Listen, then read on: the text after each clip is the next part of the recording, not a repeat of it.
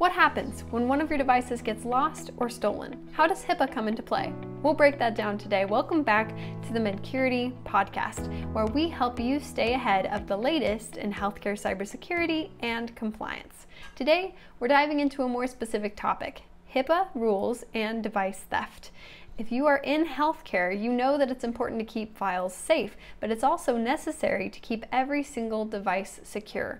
Laptops, tablets, and smartphones, these can all be targets. In this digital age, our devices are basically mobile vaults of sensitive information.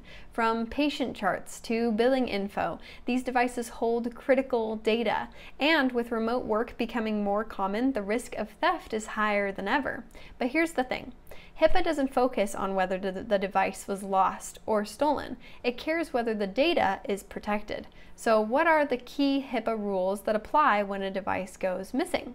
There are three main areas to consider: encryption, access control, and breach notification. Let's talk about encryption. Now, encryption is like putting a lock on your data that only authorized people are able to unlock. HIPAA does not require encryption, but if you skip it, you're taking a massive gamble, because if a device is stolen and the data isn't encrypted, it becomes a much more serious situation. You're looking at a data breach, and that opens the door to fines and a lot of bad press. Imagine losing a device and knowing that whoever picks it up can easily access everything inside. Encryption makes sure that even if the device is gone, the data stays safe. It is an essential safeguard. Next up is access control. Think of this like locking up your house. Only the people that you trust will get a key to the front door.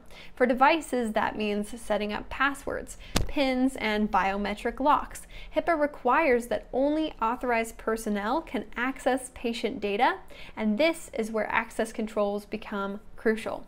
If someone steals your device and they don't have the password, or they can't get past your biometric lock, they are at a closed door with no way in, no access, no data breach. But what happens if the worst does happen? If you lose a device and now you're wondering, does this count as a breach of HIPAA? The answer depends on the situation.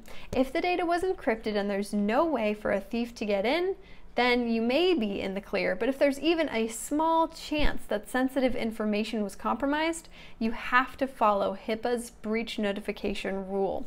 That means notifying affected individuals, the government, and even the media if the breach involves more than 500 patients. So what can you do to prevent device theft in the first place? First, keep your devices physically secure.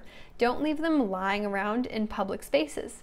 Second, use remote wipe features so that you can erase anything if your device is stolen. And finally, regularly review your security policies and make sure that encryption and access controls are up to date. It sounds simple, but this is something that can easily get overlooked when things get busy. That's why a proactive approach to device security is key to staying HIPAA compliant.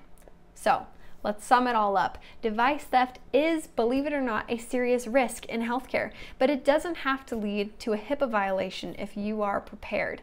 Encrypt your data, control who has access, and have a plan for breach notifications if the worst happens. The best defense is preparation, and when it comes to HIPAA, preparation can save you a lot of trouble down the road.